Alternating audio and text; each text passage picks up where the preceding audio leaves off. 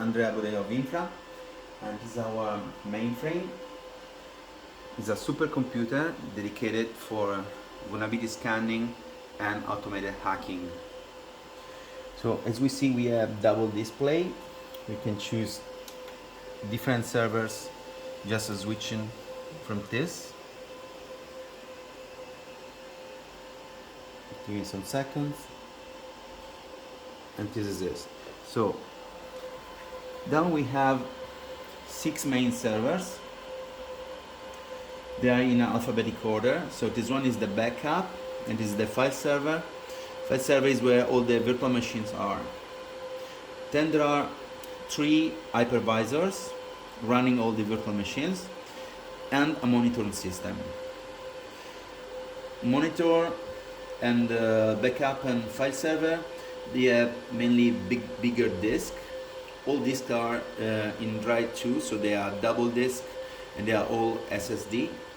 And the hyper servers, the hypervisors, they are very powerful. Every motherboard, it has 2 CPU or 64 cores each. So every server, it has 128 cores and 256 virtual cores.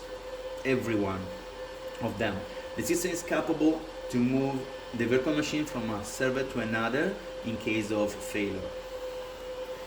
Down we have the battery space, the battery pack, and here we can have the hypervisor interface.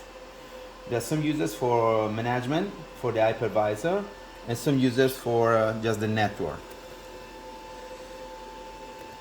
They are visualized in the virtual environment similarly than are physically ordered. So they are in alphabetic order. So we see, for example, the backup is top, file server, hyper 1, 2, 3, and monitor. As we see, most of them they can have virtual machines, but some are just for the monitoring. They are small virtual machines. Inside, they can switch from one to another. We have the main infra system. We have some optional machines. We have some routers and some gateways. What they are for? So, InfraDark is an infra platform for scanning using Tor or SOX networks. InfraEvil is for denial of service.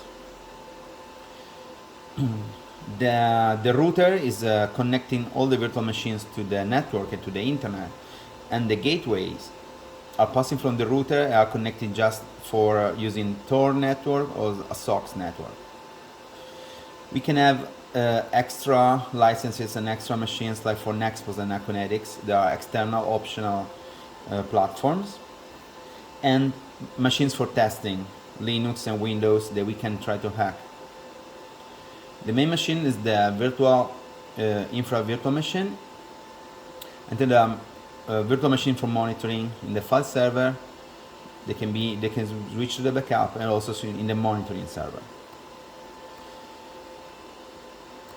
If we go to the data center, we can have a summary of everything.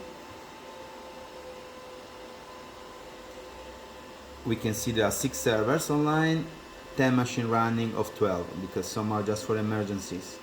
And we have 864 CPU. That means there are basically 432 cores, and with hyper threading, so 2 threads for each. So virtual core, we have more than 800, but in truth they are just more than 400.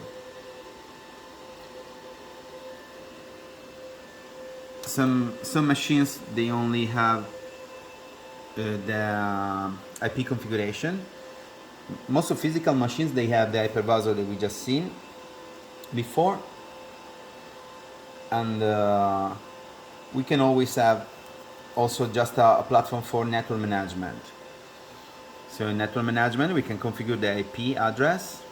Network management is also installed in every single virtual machines if we want to change the IP. And in the virtual environment, instead, we can also change the IP of every single server just go into the network, and we can configure it. So every server has 2 or 3 virtual LAN. You can see VLAN 10, for example. There is an internal network. Then you have the direct connection to the internet, and just for the management of the hardware is also virtual LAN 11. Not all servers are connected. I think only the monitor is connected to the VLAN 11. So all of them are connected to the VLAN 1. There is no specified here because it's automatically the correct one. And all cable in the back, you see here more NICs, so more Ethernet or optic fiber connections. They are all merged together in a bond, in a Linux bond. Bonding means that in case of failure of one of the cable, the other ones will continue to work. It will use the same IP, so you don't have to configure anything. It can also make it faster, having more cables, multiplying the velocity. Some of these cables, all the file server and the hypervisors, they use optic fiber, and you have at least 2 cable on optic fiber of 25 gigabit. All the others, they have Ethernet copper cable at 10 gigabit, and they have more than 1 cable. For example, the backup has 4 cables, so it can multiply also its velocity from 10 gigabit. Of course, 10 gigabit is already a lot. Also, we have to consider that we are reaching the limits of the physical bus of the hardware inside. So also for the disk, even though they are very fast, they are SSD. We don't really need more than this velocity. Like, it is the maximum possible available. So it is a very, very fast connection to each other. There are 2 switches. So in case of failure of one, this is another one.